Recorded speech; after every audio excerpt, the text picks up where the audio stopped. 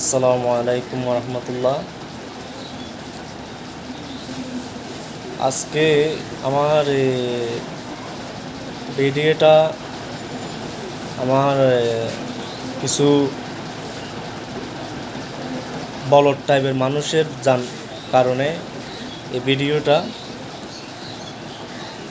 তে বর্তমানে কিছু ব্যক্তি আছে আমার দোষ আমার দোষ খুঁজি বেড়াচ্ছে। তাদের উদ্দেশ্যে আমি বলতেছি, যাই করতেছেন ভালো করতেছেন না, এবং আওয়ামী লীগ সরকারের সময় কাদের কী ক্ষতি হয়েছে না হয়েছে কিন্তু আসলে আমি জানি না। সবচেয়ে বড় ক্ষতি হয়েছে আমার, তা আমি কখনো প্রকাশ করতে পারবো না, একমাত্র আমার ওই উপর আল্লাহ তাআলা জানে। বলে দিচ্ছি, আমার অতীতে এগুলো তুলবেন না, তাহলে অনেক কিছু হয়ে যাবে।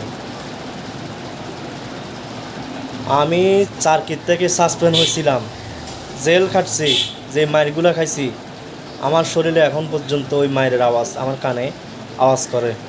আপনি তো ভাই মায়ের খান নাই, জেল খাটেন নাই, তাহলে আপনি কেন আমার দোষ খুঁজি বেড়াচ্ছেন? আমার সরকারের ডিপার্টমেন্টে আমার ঊর্ধ্বতন অনেক কর্মকর্তারা আমাকে হেনস্থ করার জন্য আমাকে বহুত চেষ্টা করেছে। আমি উপর আল্লাহ তাআলার কাছে অটল ছিলাম। আল্লাহ তাআলা আমাকে এখন পর্যন্ত আলহামদুলিল্লাহ সুস্থ সফল রাখছেন। জানি না সামনের দিকে আল্লাহ আরও অথবা আল্লাহর রহমতে এগিয়ে যেতে পারে। তার যারা আজকে বর্তমানে আমার দোষ খুঁজি বেড়াচ্ছেন, তাদের উদ্দেশ্যে বলতেছি, আপনার নিজের ছবিটা, নিজের চেহারাটা আগে নিজের আয়নাতে দেখেন। আপনার ছবিটা আপনার নিজের আয়নাতে দেখেন, আয়নাতে দেখে আপনি নিজে কি প্রশ্ন করেন, আপনি কি আমার মতন হয়েছেন? আমার অনেক টাকা ঋণ, আমি জেল খাটছি, মায়ের খাইছি, আমার স্যার কী অবস্থায়। আমি পুলিশ ডিপার্টমেন্টে যে একটা ভালো অবস্থান আমার ছিল, যে একটা টপ লেভেলে ছিলাম, আমি সবসময় মানুষের মানবতার জন্য কাজ করতাম, কখনো মানুষের সাথে দুই নম্বরই করিনি, মানুষের পাশে ছিলাম। আমার ডিপার্টমেন্টে আমাকে হেনস্থা করার জন্য বহু চাপ সৃষ্টি করেছিল। শেষ মুহূর্তে আমাকে কৌশলে আমাকে রাজনীতিতে জেলখানায় ঢুকেছিল, তারপর আমাকে মারধর করছিল, অনেক নির্যাতিত হয়েছিল, অনেক আমার টাকা পয়সা মামলার পিছনে গেছিলো। হ্যাঁ, এরপরে আমার বাবার যারা আজকে আমার দোষ খুঁজি বেড়াচ্ছেন, তাদের উদ্দেশ্যে বলতেছি, আওয়ামী লীগ সরকারের সময় আমি অনেক চেষ্টা করেছিলাম শেখ হাসিনার কাছে, এমনকি আমার ঊর্ধ্বতন কর্মকর্তাদের উদ্দেশ্য পর্যন্ত আমি অনেক কিছু করছিলাম, লাভ হয় নাই।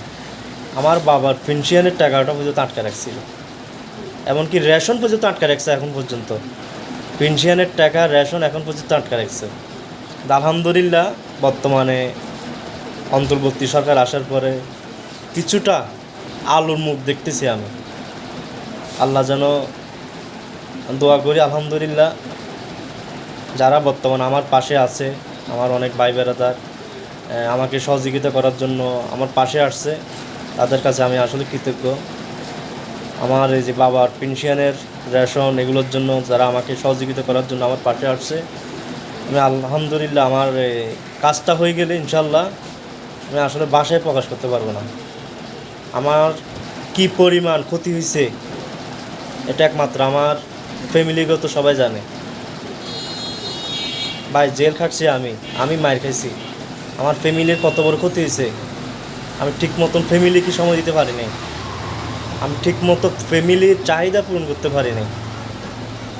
আমার বয়স্ক মা আমাকে নিয়ে জেলখানার দাঁড়ে কোর্টে দাঁড়ায় আসছিল। ওই সময় তো আমার পাশে কে ছিল না।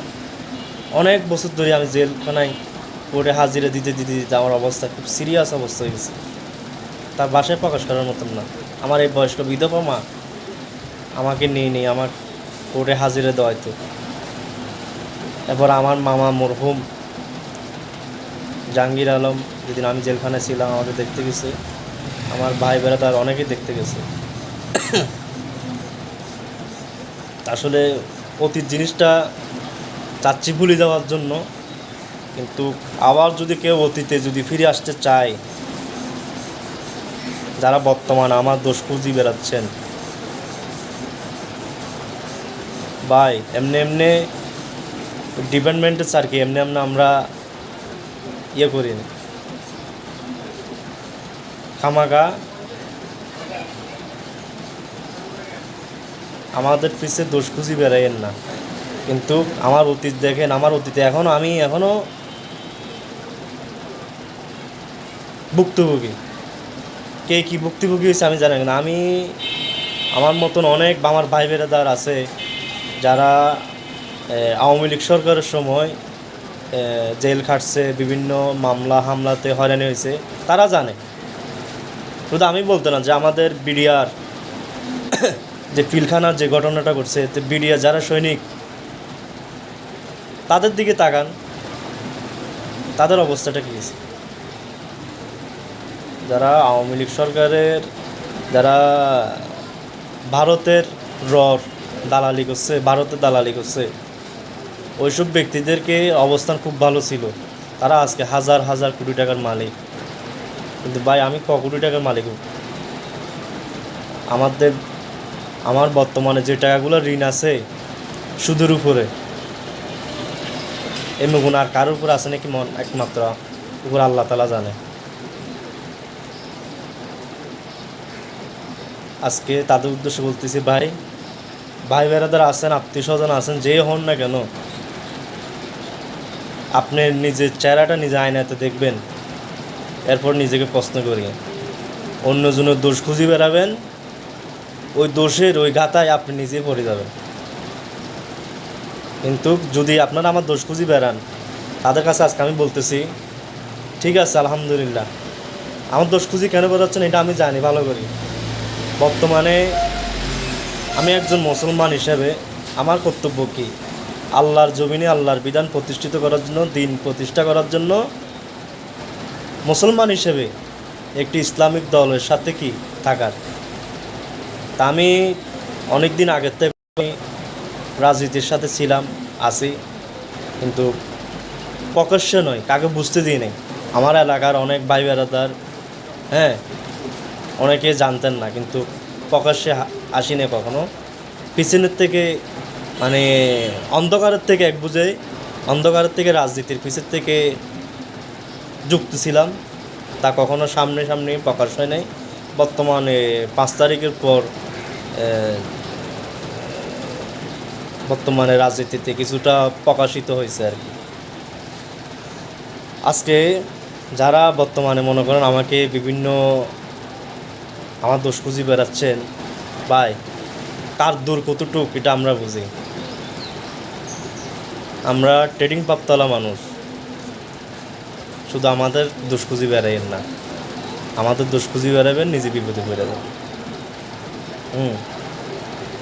যারা শিবিরের থেকে জামাত ইসলামে আসছে, শিবিরের ছেলেরা এমনি শিবির হয় নাই, এরা ওই লেখাপড়া এমনি করে নাই।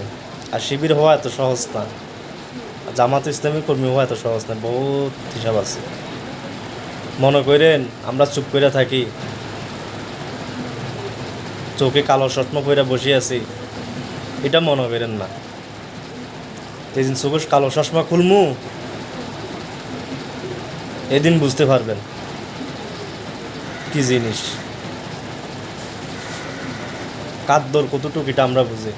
একটা জিনিস, যারা আমার দোষ খুঁজতেছেন, আমি বর্তমানে রাজনীতিতে অথবা প্রকাশ্যে আসার কারণে অনেকের ক্ষতি হচ্ছে, তাদের উদ্দেশ্যে বলতেছি, ঠিক আছে আমি রাজনীতি ছাড়িয়ে দিব, 17 বছর যে আমার ক্ষতি হয়েছে,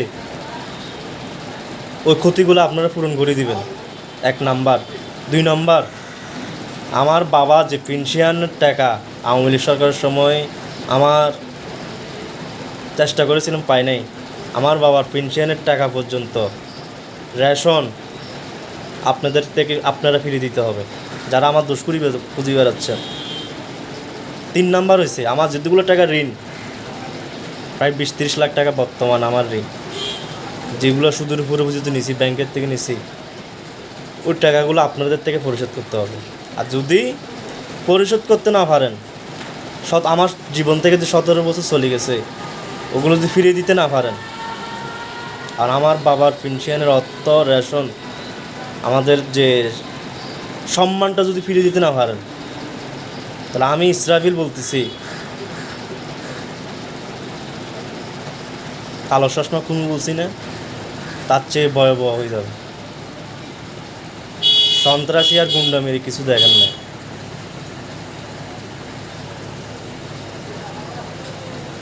যাদের উদ্দেশ্য বলতেছি, ভাই বেরাদার আছেন, ভালো থাকবেন।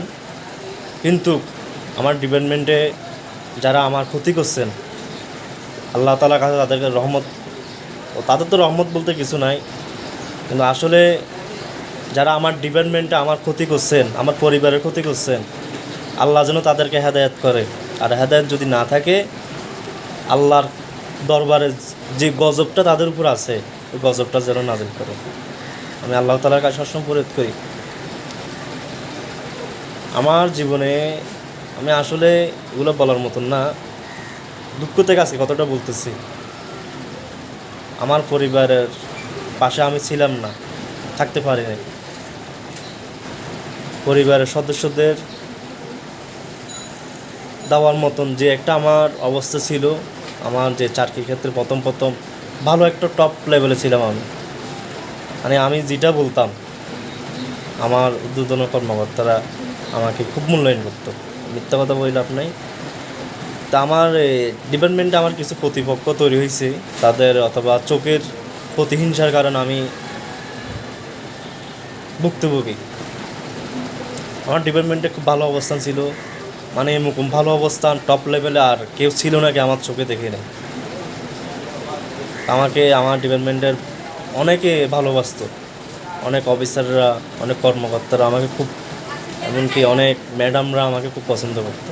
কেন?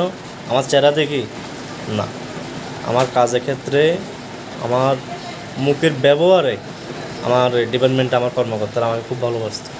কিন্তু আমার ডিপার্টমেন্টে আমার যারা আমার ব্যাটসম্যানরা আছে, আমার সহপাঠীরা আছে, আলহামদুলিল্লাহ তারা কখনও আমার চুল পরিমাণ ক্ষতি করে নাই। তারা সবসময় আমার পাশে ছিল, আমার বুদ্ধি পরামর্শ দিত, এখনও দিচ্ছে। আল্লাহ যেন তাদেরকে আরও দোয়া করি যেন আরও ভালো থাকে ওরা। আমার বন্ধুবান্ধব যারা আমার ডিপার্টমেন্টে আছে, আমার পাশে আছে, এখনও তারা আমার পাশে সবসময় বুদ্ধি পরামর্শ দিচ্ছে, সহযোগিতা করতেছে। আলহামদুলিল্লাহ।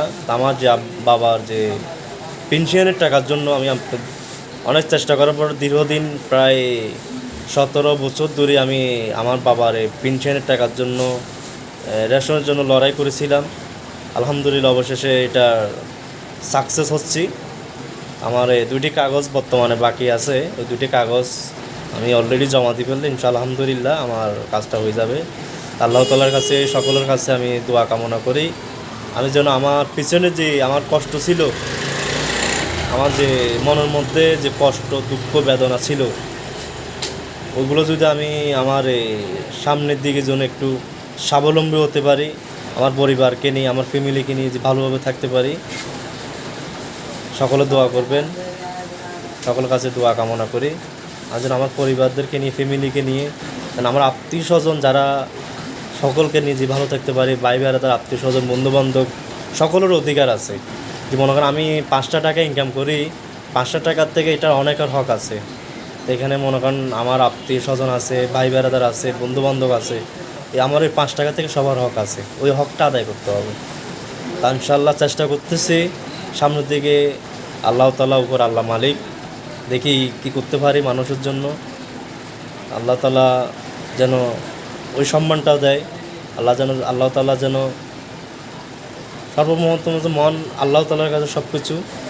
আল্লাহ তাআলা যেন আমার মতন যারা আরও আছে আমার ডিপার্টমেন্টে, যারা শুধু আমি একা ভুক্তভোগী নেই, আরও কয়েকজন আছে, তারা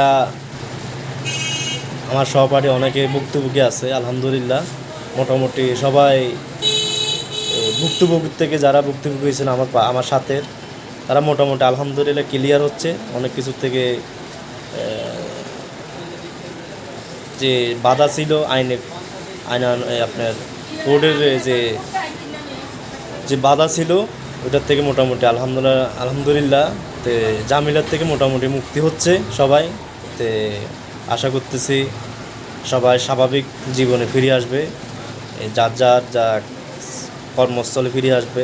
যারা সাসপেন্ড হয়েছিল দীর্ঘদিন আওয়ামী লীগ সরকারের সময় ভুক্তভোগী হয়েছিল, তা আলহামদুলিল্লাহ সবাই মোটামুটি কাজে ফিরে আসতেছে। তো সেই সাথে আমিও মোটামুটি আলহামদুলিল্লাহ আছি। তা সামনের দিকে জানি না আরও কি ভালো সুসংবাদ আসতেছে, আশাবাদী। কিন্তু চেষ্টা করছিলাম আওয়ামী লীগ সরকারের সময় অনেকবার চেষ্টা করছিলাম, অনেক দিকে অনেক কাগজ। পরে একটা কাগজ আমার কাছে এখনও আছে, এক অফিসার আমার থেকে 10 লাখ টাকা ঘুষ চাইছিল ওই সময়। এটা কত সালে কাগজটা এখন আমার কাছে আছে, এখনও উনি সিঙ্গিসের দিয়ে ফেলছিল। তাহলে আমি টাকার জন্য কাজটা আমি করাতে পারি নাই। যদি 10 লাখ টাকা যদি আমি দিতে পারতাম তাহলে আমার বাবার পেনশন রেশন সব আমি পাই যেতাম। আমার বাবা একজন র্যাঙ্কদারি ছিল, একজন সম্মান ব্যক্তি ছিল। আমার বাবা যেভাবে ডিপার্টমেন্টে একটি পাওয়ার ছিল, একটি নাম ছিল, আমার ওই মুখে একটা কি পাওয়ার, একটা সম্মান ছিল। কিছু অসৎ কর্মকর্তা, কিছু অমানুষরা আমাকে ডিপার্টমেন্টে আমাকে কলঙ্ক করার জন্য, ডিপার্টমেন্টের কাছে আমাকে সম্মানহানি করার জন্য আমার কিছু কর্মকর্তা আমাকে মিথ্যা মামলা দিয়ে হয়রানি করেছে, এমনকি আমার উপর নির্যাতন করেছে। আল্লাহ যেন ওইসব ব্যক্তিদেরকে আল্লাহ যেন হেদায়েত করে। হেদায়েত যদি না থাকে ওইসব অমানুষদের উপর যেন আল্লাহ তাআলা যেন গজব নাযিল করে। ভাই আমি জানি আমার মনের মধ্যে এখনও যে কষ্ট দুঃখ এখনও লুকিয়ে আছে, তা কখনো ভাষায় প্রকাশ করতে পারবেন। আল্লাহ যেন সকলকে ভালো রাখে। আমার তৌফিক ইল্লা বিল্লাহ। আসসালামু আলাইকুম ওয়া রাহমাতুল্লাহি ওয়া বারাকাতুহু।